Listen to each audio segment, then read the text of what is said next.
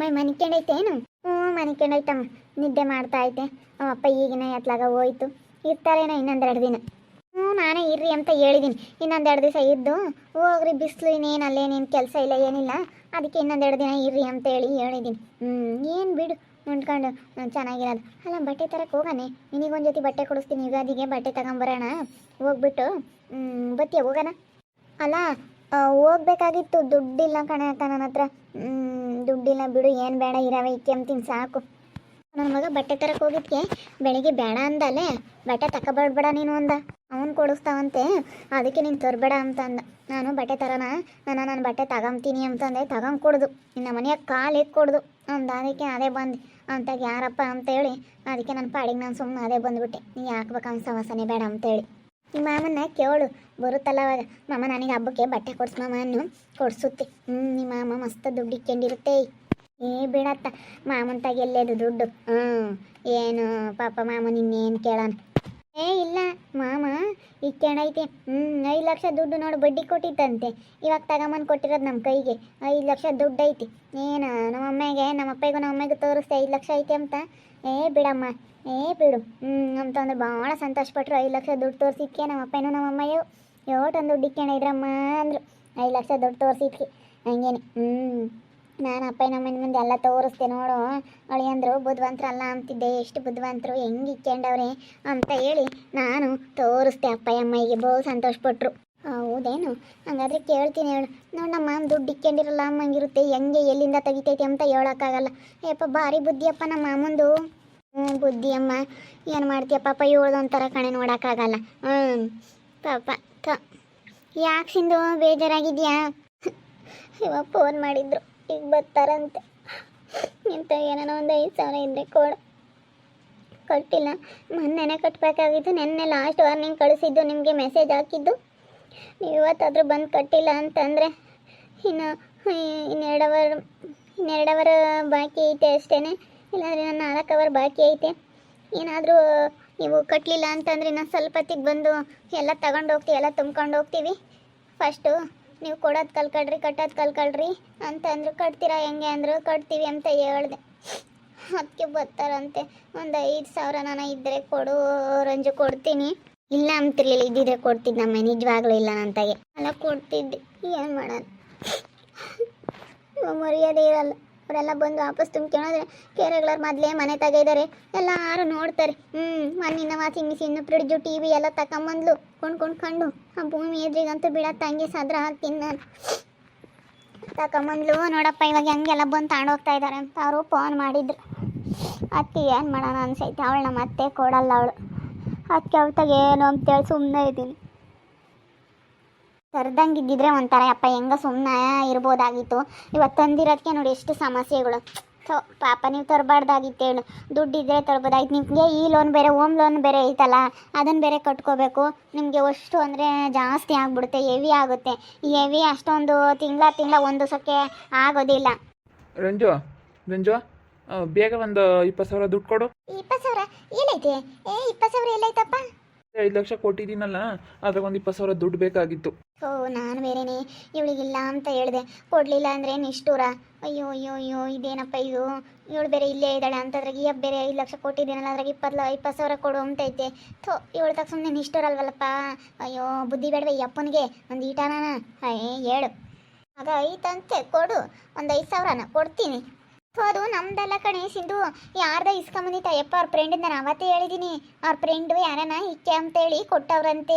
ಆ ಯಪ್ಪಂದಲ್ಲ ಕಣೆ, ನಮ್ದಾಗಿದ್ರೆ ದೇವ್ರ ಆಣೆಗೂ ಕೊಡ್ತಿದ್ದೆ ಕಣೆ, ದೇವ್ರ ಆಣೆಗೂ ಕೊಡ್ತಿದ್ದಮ್ಮ. ನಮ್ದಾಗಿದ್ರೆ ನಮ್ದಲ್ಲ ಕಣೆ. ಸ್ವಾಮಿ ದೇವ್ರ ನನಗೂ ನಮ್ದಲ್ಲ ಕಣೆ ದುಡ್ಡು. ನಮ್ದಲ್ಲ ಅಲ್ಲ, ಏನು ತೀರಾ ಕೊಡ್ತಿದ್ದಮ್ಮ.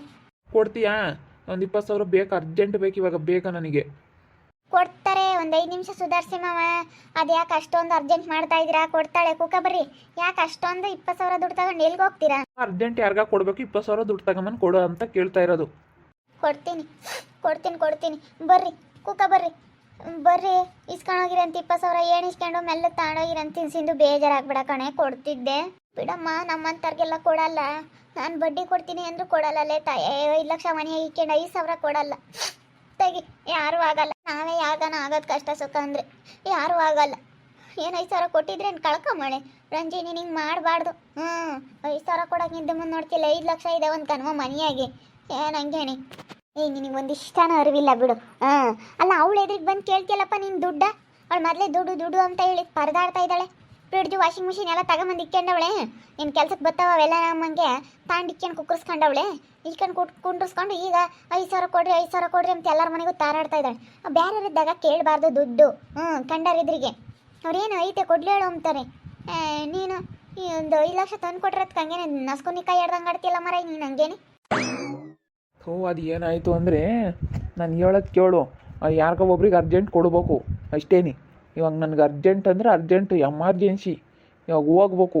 ಅದಕ್ಕಾಗಿನ ಫಸ್ಟು ನೀನು ದುಡ್ಡು ಕೊಟ್ಬಿಡ್ಬೇಕು ನನಗೆ. ಈ ಬೇರೆ ಇದೆಲ್ಲ ಇದ್ರೂ ಇರಲೇಳು, ನನಗೆ ಫಸ್ಟು ದುಡ್ಡು ಕೊಡಬೇಕು. ದುಡ್ಡು ಕೊಟ್ಟು ಆಮೇಲೆ ನೀನು ಮಾತಾಡಬೇಕು. ಫಸ್ಟು ದುಡ್ಡು ಕೊಡು ಫಸ್ಟು. ಕೊಡ್ತೀನಿ ರೀ.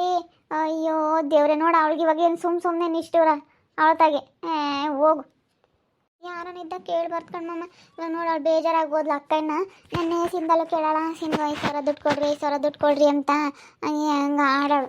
ಅದೆಲ್ಲ ಬೇಡ, ಇವಾಗ ನನಗೆ ಅರ್ಜೆಂಟ್ ಕೊಡ್ಬೇಕು ಅಷ್ಟೇ. ನನಗೆ ಬೇರೆ ಎಮರ್ಜೆನ್ಸಿ, ನಾನು ಯಾರಿಗೋ ಕೊಡಬೇಕು. ಯಾರಿಗಮ್ಮ ಅಷ್ಟೊಂದು ಅರ್ಜೆಂಟು? ಯಾರೋ ಒಬ್ರು ಇಂಪಾರ್ಟೆಂಟ್ ವ್ಯಕ್ತಿ ಕೊಡಬೇಕು, ಅದಕ್ಕೋಸ್ಕರ. ತಗೊಳಪ್ಪ ಈಗ ಏನಂಗೆ ಅರ್ಜೆಂಟ್ ಮಾಡ್ತೀಯ, ತಗೊಂಡೋಗು. ಯಾರಿಗೂ ಕೊಡಬೇಕು, ಅದಕ್ಕಾಗಿನ 5 ಲಕ್ಷದಾಗ 20,000 ಕೊಡೋದೇನು ದೊಡ್ಡದಲ್ಲ. ಕೊಡ್ತೀಯಾ ಇಸ್ಕೊಂಡು ಹೋಗ್ತೀಯ 5 ಲಕ್ಷದಾಗ 1 ರೂಪಾಯಿನೂ ಖರ್ಚು ಮಾಡಬಾರ್ದು ಅಂತ ನಾನು ಅಂಗಿಕೊಂಡಿದ್ದೀನಿ. ನೀನು ಇಸ್ಕೊಂಡು ಅದೇ ಹೋಗ್ತೀಯಲ್ಲ. ಬುದ್ಧಿವಂತ ನಿಮ್ಮ ಮಾಮ ದುಡ್ಡಿಕ್ಕೆ ಅಂತಾನೆ. ನಾನೇನು ಇಪ್ಪಟ್ಟೇನು ಬಿಡಿ ಸುತ್ತಲಿಲ್ಲ ಅಂದ್ರೆ ನಡ್ತೈತೆ. ಏನು 5 ಲಕ್ಷ ಐತಿ ಇವಾಗೇನು ಮನೆಯಾಗೆ, ಅದ್ರಾಗ 20,000 ತಾಂಡ್ರದು ಅಷ್ಟೇ. ಏನು ಇಪ್ಪಟ್ಟೇನು ಏನಕ್ಕೂ ಬರ ಇಲ್ಲ. ಅದೇ ಮತ್ತೆ ನಮ್ಮ ಮಾಮ ಇಷ್ಟ ಇಕ್ಕಣೈತೆ ನಮ್ಮ ರಾಮದು ಅದು ಇಲ್ಲ. ನಾನು ಕೆಲಸ ತಾಮತ್ಗೆ ಅವನಿಗೆ ಸರಿಯಾಗಿತ್ತು ಅಷ್ಟೇ. ನಾನು ಕೆಲಸ ತಾಂಬಲಿಲ್ಲ ಅಂದ್ರೆ ಅವನದೇನು ನಡೀತಿರ್ಲಿಲ್ಲ. ಒಂದು ಆತೈತಿ, ಅವನದೇ ಆತಿಲ್ಲ ತಗ. ಸುಮ್ಕಿರ ಅವನೇ ಬರಬೇಕು.